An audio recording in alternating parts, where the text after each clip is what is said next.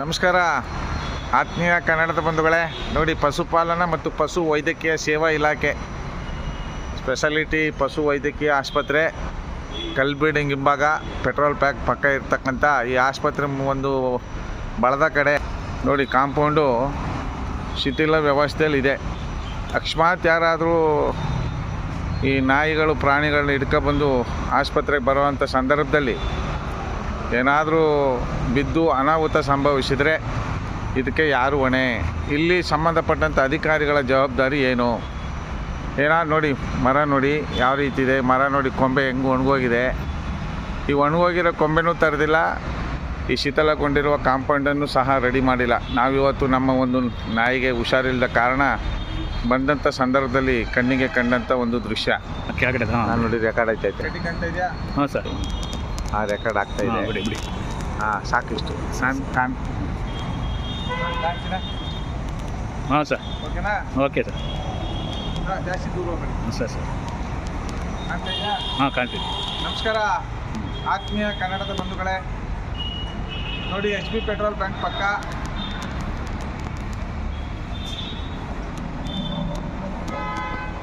HP petrol bank ಪಕ್ಕ ಅದು ತೆಗ್ದಿದ್ದೀನಿ ವಿಡಿಯೋನ, ಅದನ್ನು ತೆಗ್ದಿದ್ದೀನಿ. ಪಶುಪಾಲನಾ ಮತ್ತು ಪಶು ವೈದ್ಯಕೀಯ ಸೇವಾ ಇಲಾಖೆ ಈ ಸಂಬಂಧಪಟ್ಟ ಒಂದು ದೊಡ್ಡ ಬೃಹತ್ ಆಕಾರದ ಒಂದು ಗೋಡೆ ಇದೆ. ಈ ಗೋಡೆ ತಿರುಗಿಬಿಟ್ಟಿದೆ. ಈ ಬಿಟ್ಟಿರ್ತಕ್ಕಂಥ ಗೋಡೆ ಯಾವಾಗ ಬೀಳ್ತದೋ ಗೊತ್ತಿಲ್ಲ.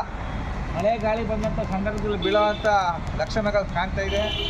ಅಕಸ್ಮಾತ್ ಯಾರಾದರೂ ದ್ವಿಚಕ್ರ ವಾಹನಗಳಲ್ಲಿ ಬಂದು ನಮ್ಮ ಪ್ರಾಣಿಗಳನ್ನ ಇಟ್ಕೊಂಡು ಬಂದಂಥ ಸಂದರ್ಭದಲ್ಲಿ ಯಾರಾದರೂ ಬಿದ್ದು ಅನಾಹುತ ಸಂಭವಿಸಿದರೆ ಯಾರು ಹೊಣೆ? ಈ ಸಂಬಂಧಪಟ್ಟಂಥ ಅಧಿಕಾರಿಗಳು, ಈ ಇಲಾಖೆ ಅಧಿಕಾರಿಗಳು ಏನು ಕಟ್ಟೆ ಕಾಯಿಸ್ತಾ ಇದ್ದಾರೆ, ಗೆಡ್ಡೆ ಕೆನ್ಸ್ ಕೇಳ್ತಾ ಇದ್ದಾರೆ. ಇವ್ರಿಗೆ ಮಾನ್ಗೆಟ್ಟೋ ಕುಳ್ಗೆಟ್ಟೋ ಇವ್ರಿಗೇನು ಮಾನ ಮರಿದಿಲ್ವಾ ಅಂತ. ಯಾವ ಥರ ಅಧಿಕಾರಿಗಳು ಕೈ ತುಂಬ ಸಂಬಳ ತಗೊಂಡು ಜನ್ಮಕ್ಕೆ ಬೆಂಕಿ ಹಾಕೋರು. ಸರ್ಕಾರಿ ಕೆಲಸ ದೇವ್ರ ಕೆಲಸ ಅಂತೀವಿ. ಇವೆಲ್ಲ ಅವರು ಏನು ದುಡಿತಾ ಇದ್ದಾರೆ, ಇವೆಲ್ಲ ಗಮನಿಸಬೇಕಾದದ್ದು ಸಂಬಂಧಪಟ್ಟಂಥ ಇಲಾಖೆ ಅಧಿಕಾರಿಗಳು. ಏನಾದರೂ ನಾಳೆ ದಿವಸ ಸಂಭವಿಸಿದಾಗ ಅವ್ರ ಕುಟುಂಬಕ್ಕೆ ಯಾರು ಹೊಣೆ?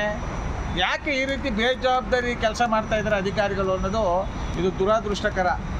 ಮೈಸೂರು ಸಾಂಸ್ಕೃತಿಕ ನಗರ, ಅರಮನೆಗಳ ನಗರ, ರಾಜರು ಆಳದಂಥ ಇದು ಪವಿತ್ರವಾದಂಥ ಮೈಸೂರು ನಗರಿಯಲ್ಲಿ ಇಂಥ ಸಮಸ್ಯೆಗಳು ದಿನದಿಂದ ದಿನ ಹೆಚ್ಚುತ್ತಾ ಇದೆ. ಅಂದರೆ ಅಧಿಕಾರಿಗಳ ಬೇಜವಾಬ್ದಾರಿತನ. ಅವ್ರಿಗೆ ಕೈ ತುಂಬ ಸಂಬಳ ಬೇಕು, ಪುಕ್ಸಟ್ಟೆ ಗಿಂಬಳ ಬೇಕು. ಅವ್ರ ಹೆಂಡತಿ ಮಕ್ಕಳು ಆರೋಗ್ಯವಾಗಿದ್ದರೆ ಸಾಕು ಅವ್ರ ಜನ್ಮಕ್ಕೆ ಬೆಂಕಿ ಹಾಕೋರಿಗೆ. ಕೆಲವ್ರಿಗೆ, ಎಲ್ಲರಿಗೂ ಅಲ್ಲ, ಪ್ರಾಮಾಣಿಕರಿದ್ದಾರೆ, ನಮಗಿಂತ ಹೆಚ್ಚಿನ ಪ್ರಾಮಾಣಿಕರಿದ್ದಾರೆ. ಆದರೆ ಮಾನ ಮರ್ಯಾದೆ ಬಿಟ್ಟು ಹಣಕ್ಕೋಸ್ಕರ ನಿಂತಿದ್ದಾರೆ ಹಣ ಹೇಳಿ ಅಧಿಕಾರಿಗಳು. ಅವರಿಂದ ಇಂಥ ಸಮಸ್ಯೆಗಳು ಉದ್ಭವ ಆಗ್ತವೆ.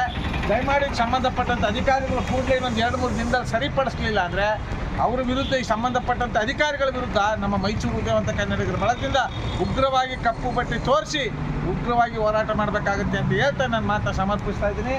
ಜೈ ಕನ್ನಡಾಂಬೆ, ಜೈ ಕನ್ನಡ ನಾಡು. ನಮಸ್ಕಾರ, ಧನ್ಯವಾದಗಳು.